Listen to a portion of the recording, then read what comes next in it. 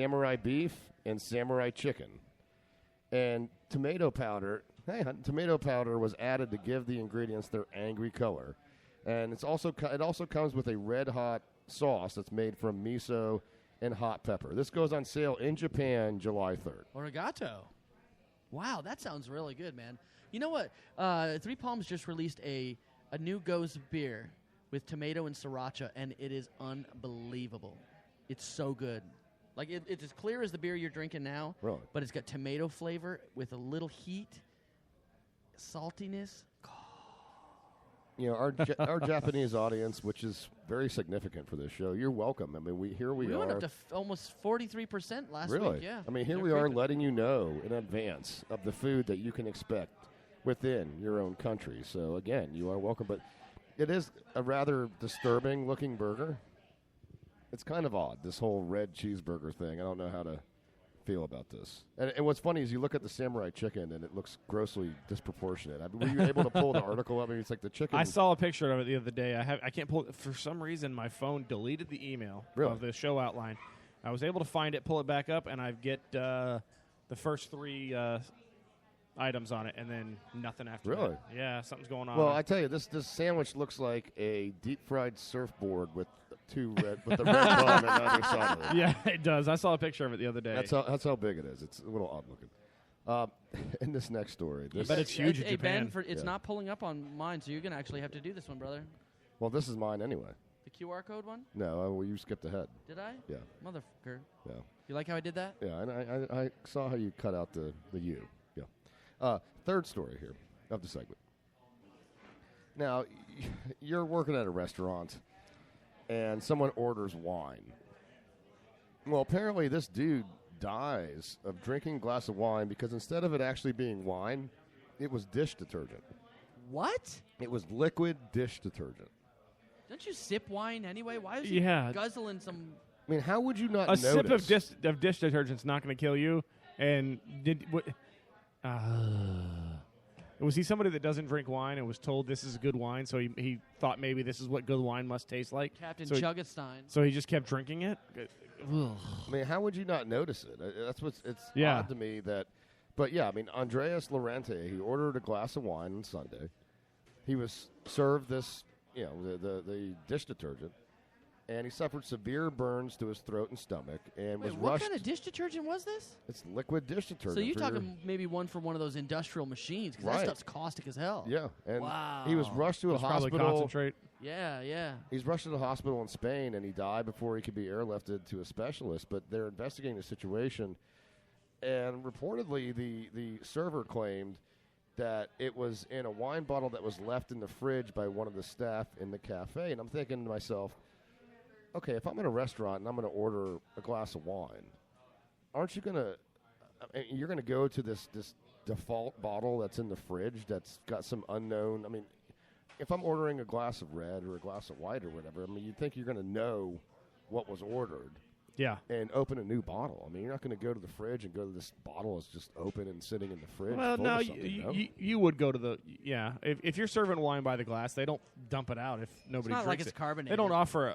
They don't open a fresh bottle every time somebody orders a glass. Obviously, if it's a bottle, they do. But yeah, no, I could see that being a plausible mistake. I'm still a little dumbfounded by the fact that the guy drank enough of it to kill him. Right. I mean, if it was dish detergent, if it was caustic, it didn't taste like wine. Yeah, I mean, like you You said, think he would have spit it out right you're away? gonna I mean, take I don't a know. sip Maybe of we should shit. try it. We should get some and try it. you're going to take a sip Get of some and it, try and it. then that's Oh. it. I get some floor cleaner in the back if you're down to try. Here, take my phone. It's got all the stuff on it. I got it. Did you save it? I found it. I got everything. Okay. It worked. All right. Take my phone. Say because this next one's yours. So. Aha. Yeah. Me? Exactly. See what I did there? No, it's mine. Man, you know what? Go ahead. You were singing aha. Anyways, Ah. this is this one's kind of funny. This is in Germany. Heinz apparently did on their ketchup bottles. They had a QR code that you could take a picture on it. It was part of a promotion. Well, the QR code thing's all, it's it's been everywhere. very popular. It's a way with these QR apps, these all the capture apps on rage. your phone. Oh, yeah. They're used for marketing. Oftentimes, I've seen you them on the can- side of a building driving. You can actually click it while you're driving down the road. Yeah, I've it's that seen big. some Dude, on on the- the insane. on the in our commercial real estate business that my dad and I do together, we have a QR code Oh, is that yours? on the our Dickman? billboard. Yeah, and you know, coming down, and but you know what's funny about it is it's on the billboard and it's on I-75. Yeah. where you're driving 70 and miles it's, an hour. and it's on a corner. Yeah, like how the hell? Like I gotta get it. I mean, my dad and I might be single-handedly responsible for major traffic accidents as people try to capture a QR code going 70 miles an hour. And you don't give a flying about it. Do Hey, you know what? As long as I make money out of it. Yeah, who cares? Yeah. Well, this was a promotion Heinz was running, and they had the QR code. Well, apparently, it was a couple years ago, and they only bought the rights to the website that it linked to for a short amount of time. And this bottle sat on the shelf and just must have made its way finally out to for sale. And guy clicked on it. It took it to a porn site. So Heinz is advertising porn. It wasn't Chatterbait. I looked. Does it say which one it was? It did on a different article. I don't have it it went here. it went to Coquette's straight to Coquette's Straight site. to it, yeah. No, it did say what it was, but apparently when you click on it, the first thing that pops up says, "This is probably not for minors." I've got a question I probably shouldn't ask. When it goes to the porn site, are they on like a heavy flow? Is that the correlation with the ketchup? You gotta hit the 57 to get it to come out of the bottle. To get it to gush? Oh. Wow. I whispered it in the brewery. Oh dear. Is it my story now? It is. Cooking with condoms, guys. I pulled this one up earlier today. There's This a is book a funny one. There's a book on Kindle, Amazon Kindle in Japanese. It's for $2.99, and it teaches you how to. Oh man, this is pretty gross. It literally teaches you stuff. You clean a condom off and clean all the lube off and the powder and whatnot, and you stuff it full of food and you either boil it, cook it, whatever. I would assume you'd be using it for boiling. Meat stuffing, condom Right. cookies, condom escargot cooked with butter. Did you see the one that looked like a spring roll? Yeah, dude. Of course it does. It's just like rice and, just like a spring roll. and you instead of a serve it like condom. that. Look at that, dude. That is just something else. Wow, look at that. Well, I love how I it's think got that's the. smoked salmon in there, actually. I love how it's got the little reservoir tip. Yeah, at the the tip. Yeah, end. the little balloon knots, if you know what I mean, in there. The reservoir. Well, the funny thing tip. was about this was it actually it seems like it came from the Japanese government as almost like a PSA to promote safe sex and to promote that condoms aren't weird because they are predicting a big rise in STDs because of the social casual sex phenomenon that's happening over there. So this was actually put out in a book. I think it was backed by, I don't know if it was backed by the government, but it's kind of like a public service announcement. Sort So of. you're saying that Japan is starting to have a freaky problem going on? Starting, yeah, starting.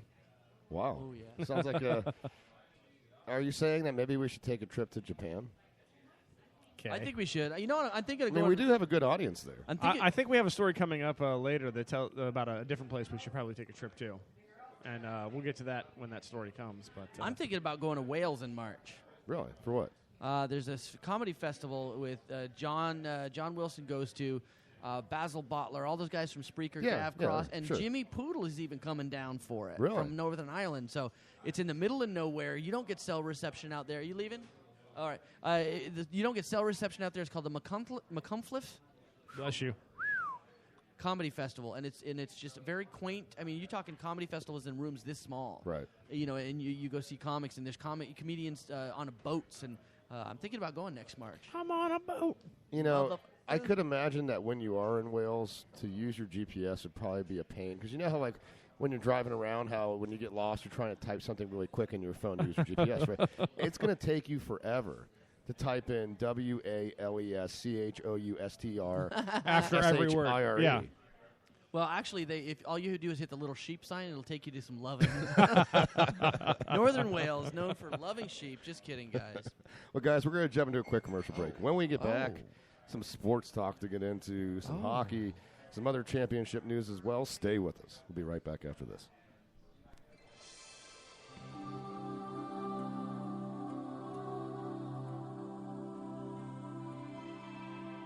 Well, well, Andrew, you've lived a pretty good life, it seems. Let's just take a look. No murder, no adultery, no stealing, not even as a child. Very impressive. Well, thank you, sir. In this new age, you have to be accountable in all facets of your life. Well, what else is there? It is time to check your browser history.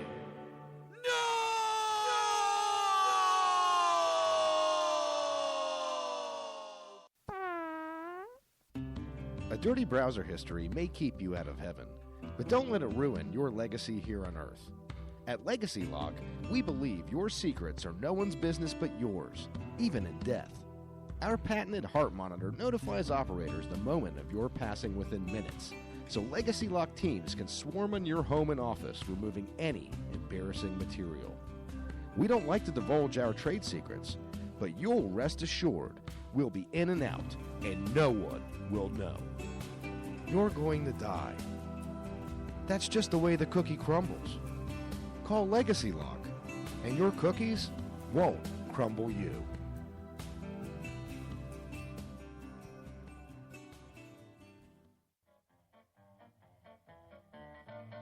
Were you injured in a car accident? Don't you worry. Don't call 911. Don't call a lawyer. At 1555 Gary Who, we see no need to involve the law. How you doing? I'm the one and only Paulie P. As soon as you get in a wreck, you call me on my cell, and I'll personally dispatch two, shall we say, gentlemen to the scene to give the other party involved an offer they can't refuse. Whether it's a new car, money, it don't matter. We guarantee to get you just what you deserve. At 155 Gary Who, you forget about it. We work for you to get you what you deserve. At 155 Gary Who, the client is subject to terms and conditions stated on the website and must share the names of immediate family members before service is rendered. I'm Edna Garrett of the Facts of Life. I'm listening to the Cranial Emission Show, and I can't believe it. I just got Joe standing up peeing. Girls, boys. Welcome back to the Cranial Mission Show, folks. Broadcasting live like we do every other week here from ESB Brewing. Ben Charles McGill Hito, the C Squared, Caleb Crispy here before you. Yellow. A destination that you can find here in Tampa at 333 North Falkenberg Road, Sweet Tea. Sweet! 407. You can find 10 different beers approximately behind the bar to choose from. Here, if you ask to talk to the lovely Nicole, I'm relatively sure that she will pour you a pint of one of ESB's finest. And if you want to call in, you want to be a part of the show, well then pick up your phone and dial 813-438-6068. Guys, unfortunately, a disappointing finish. I'm going to do this because this is appropriate. Go ahead. You know, we're all Tampa Bay Lightning fans here. And the reason we're playing the Hulk theme song is because we all... There's a gold medal winner coming. We all last week walked down the street with a knapsack that was filled with Lightning gear because we lost in Game 6 of the finals. Yeah, that was kind of a bummer, dude. I went to Game 5, and it was... that Bishop debacle happened right in front of us. You paid a lot of money for those seats, too. I paid way too much money for that. But you know what? It was a once-in-a-lifetime. We had a blast. Every Chicago fan around us was not a dickhead. Everybody was having a good time. We actually were going to go out with two Chicago fans afterwards, two young guys who paid to come down here. But something got mixed up in our communication, and we didn't get to meet up with them. But they sent me a message the next day. They had gone to Game 6, and they were balls deep on that glass. I mean, they were taking the team photo when the Chicago won right behind them. Oh, wow. So really, really cool. So Yeah, most Chicago fans I met were actually really cool. I only had one thing on Facebook. Kimmy, who's a friend of ours in the bar industry, she's a Chicago fan, Tampa fan, but Chicago fan first. Chicago fan. Yeah. Not a Tampa fan. Right. And she works at the arena, and she posted, hey, if you're coming down to the game night, come see me, whatever. And everybody was, friendly and everything. And then after the game, one of her friends posted up, says, where's that thunder now? I don't hear that thunder now. And I was like, really? That's uncalled for. Yeah, I mean, win Well, fans will be graciously. fans. I mean, win graciously. But I'm sorry you did get to see that play in Game 5, Miggy, because the play you're referring to where Ben Bishop comes out to handle the puck. And Hedman slams right into him. Hedman wasn't it? slams right into him, but it was a puzzling play to me. And first of all,